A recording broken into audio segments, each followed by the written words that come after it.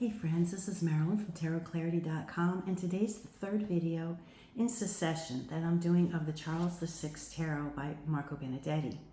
Now, usually when I showcase a deck for the first time, I'll show like an unwrapping and show, wow, look at this great new deck I have, and it's just a quick commentary.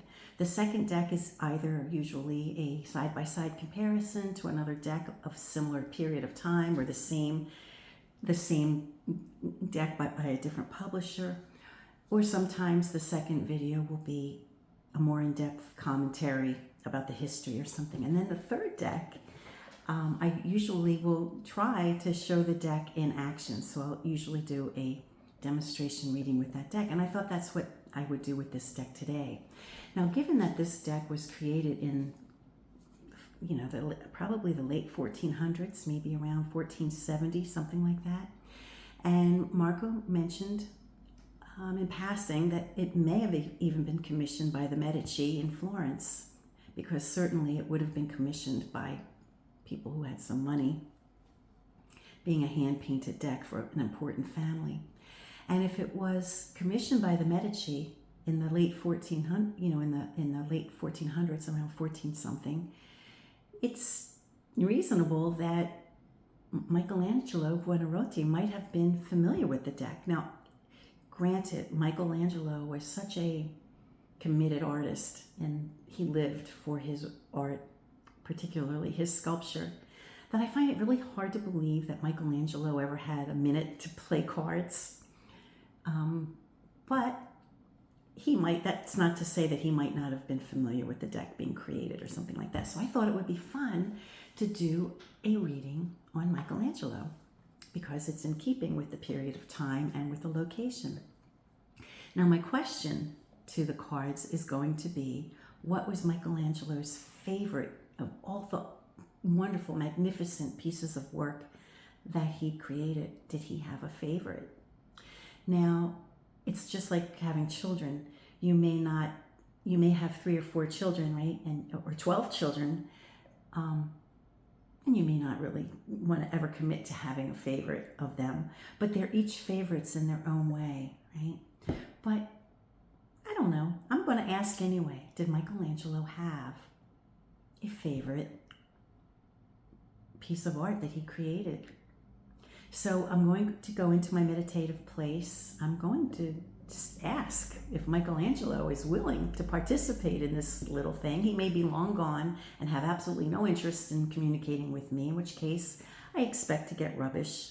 But in the event that his energy lingers and that he is willing, or the essence of him is willing to, or the universe itself is willing to yield a response, let's check it out and see. All right, I'm going to do several overhand shuffles. This deck has been overhand shuffled a few hundred times in the last few days without having been used, so I am highly confident that they are very well shuffled. And I went into my meditative place. I already did all of that, but as you know, I always show a few shuffles to show and to prove to you that it's not a staged reading whereby I had answers already, put up or something. Okay, so I'm just going to do 1 or 2 more and lay the cards. Now, when I was in my meditative place, I indicated that I would do 6 cards with the possibility of an additional few for the quintessential if we needed verification, or just if we felt like doing it just for fun. First card. Wow. The Judgment card. Well, the Sistine Chapel is all about the Last Judgment. So, wow. Now, I would never have guessed that in a million years, because I think he really loathed doing that painting, because he did not think of himself as a painter. It required years of his life laying flat on his back, very uncomfortably, in the pursuit of painting, which he didn't like to do. So it kind of shocks me that the very first card is the Judgment card, which suggests the Sistine Chapel.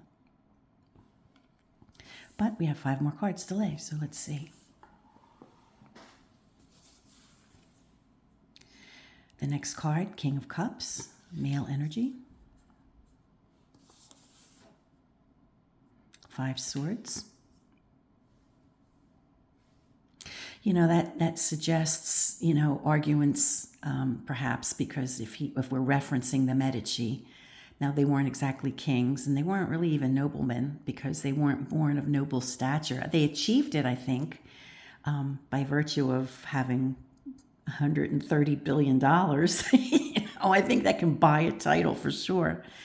But I think there was, you know, a lot of tension between the person who created, who paid, you know, his patron rather, right?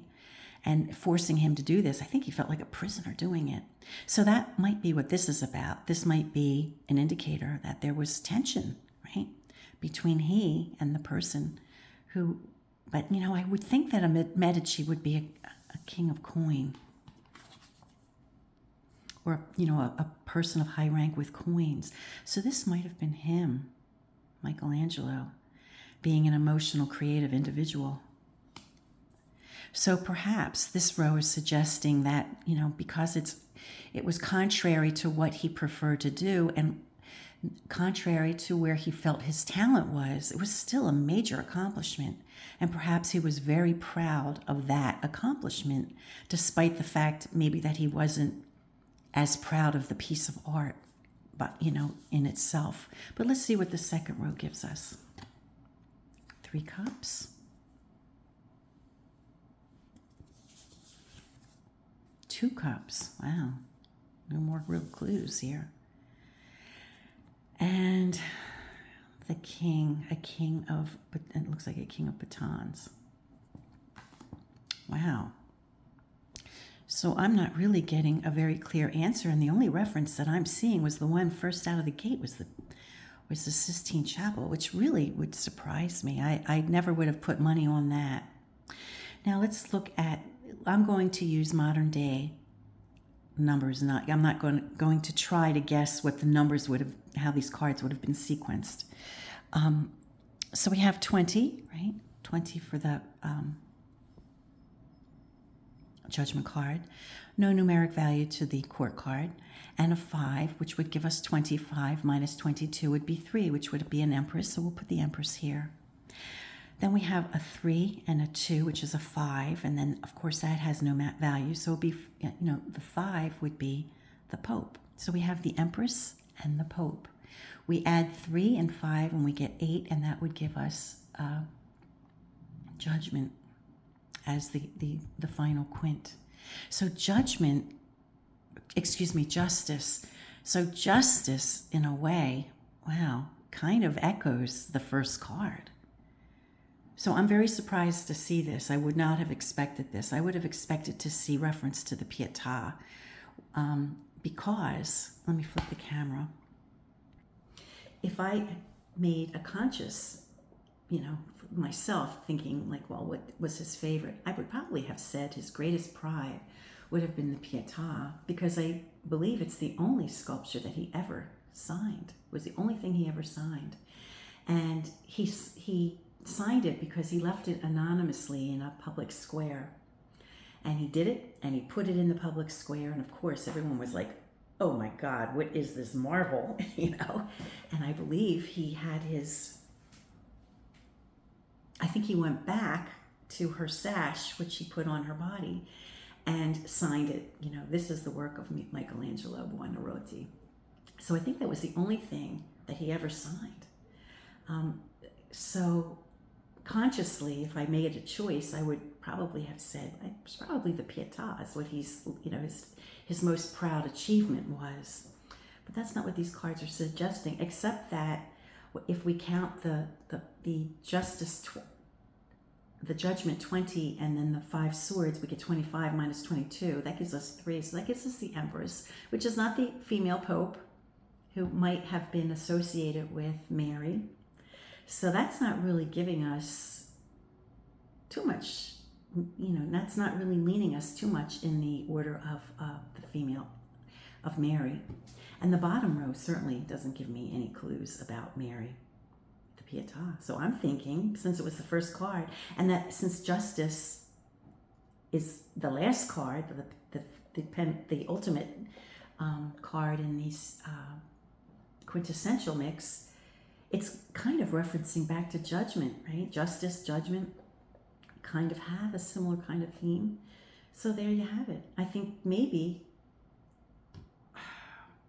and I'm saying this not feeling it personally, but maybe he was most proud of that achievement because it was such a colossal achievement, given that he hated every minute of it and it wasn't his forte, right?